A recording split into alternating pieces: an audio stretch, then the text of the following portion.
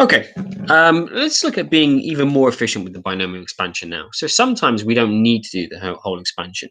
Sometimes we just need to zero in on a particular term. In the expansion a plus b to the power of n, the general term is given by this. Okay, well, let's find out what that actually means in just a second. So let's pretend here is my expansion. A plus x to the power of 10. So what do I know first of all? Well, I know that if I am doing the NCR anywhere, that will mean 10 choose something, depending on which part I want to look at. The power of the x term that I want. So here I'm saying I would like the x cubed terms. Okay. Now, just to start with, where do the x cubed terms come from? So you have the x0, the x1, the x2, the x3. Remember that this is called position 0, then 1, and 2, and then 3. So I need the third position. Okay. This is sort of the R I'm talking about here. So 10 choose 3 is what I'm interested in if I want to find Pascal's number for the x cubed row. So I would get 10C3. Then I need the pieces. I need the pieces for the expansion. So I would have the A piece and I would have the X piece. Now I know I'm interested in X cubed. So I'm going to put the 3 there.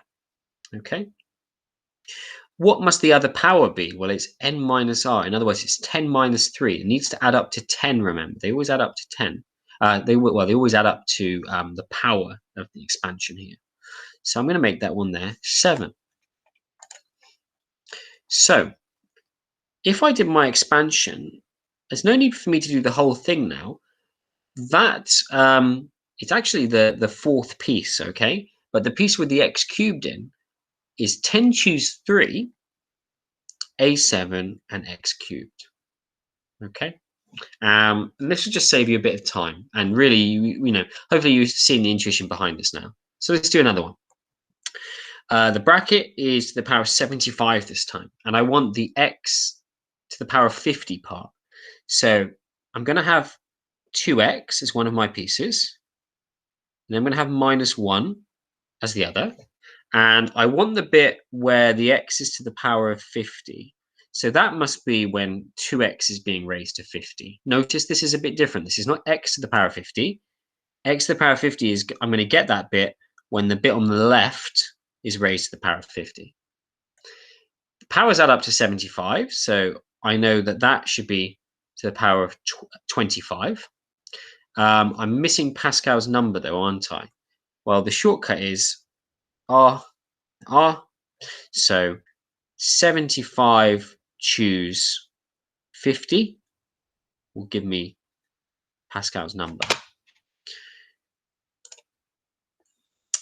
Okay, so this is what I would get. This is going to be a very, very big number here. Okay, very, very big indeed. Minus 1 to the power of an odd number, well, that will just be minus 2 to the power of 50 is going to be quite a big number as well. Okay, so we just sort of leave that as it is. Let's do another one. What are the pieces? 3 and minus x.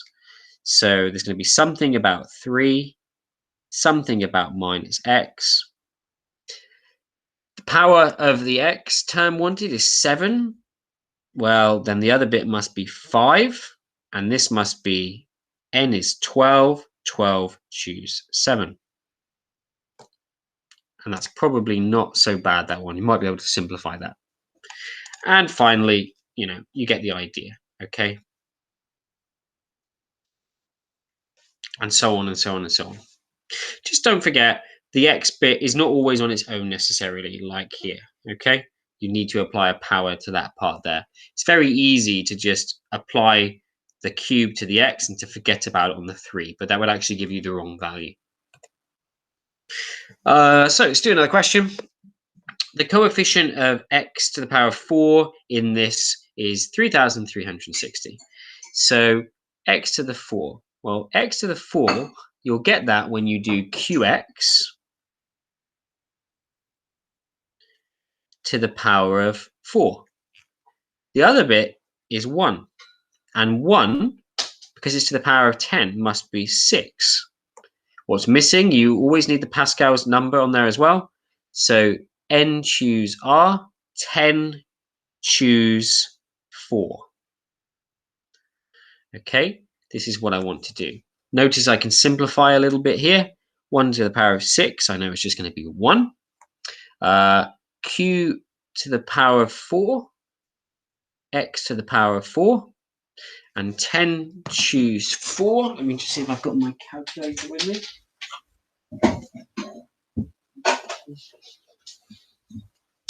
I'm not sure I actually...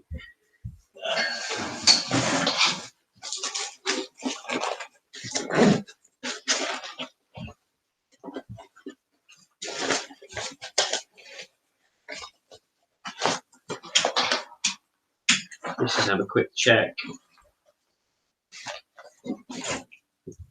Okay, I'm going to just cheat a little bit here because I don't actually have a scientific calculator with me.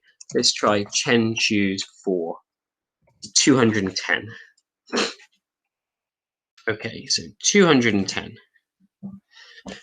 Now it says the coefficient of x4, in other words, everything that goes in front of x4 is 3,360.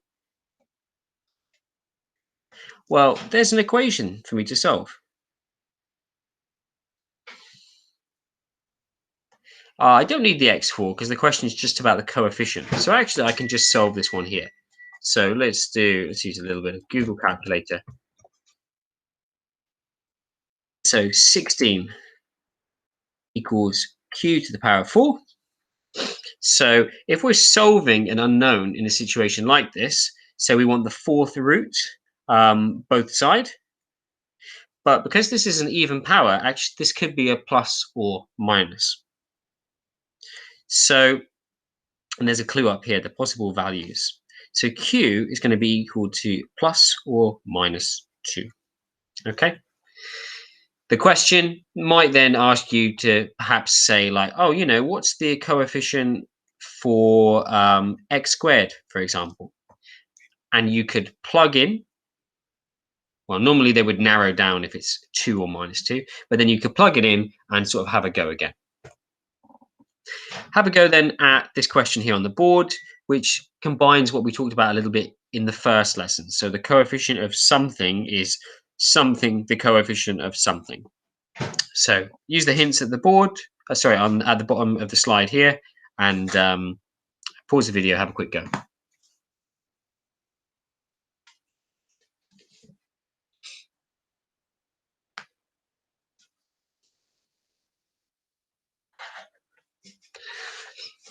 So assuming you've had a go at that one there now, you only need to concentrate on the x squared and the x cubed terms here. This should look very, very familiar. You write all of this one out. Don't forget a squared, x squared, a cubed, x cubed. So I keep drawing attention to this because this is something that people make a lot of mistakes with.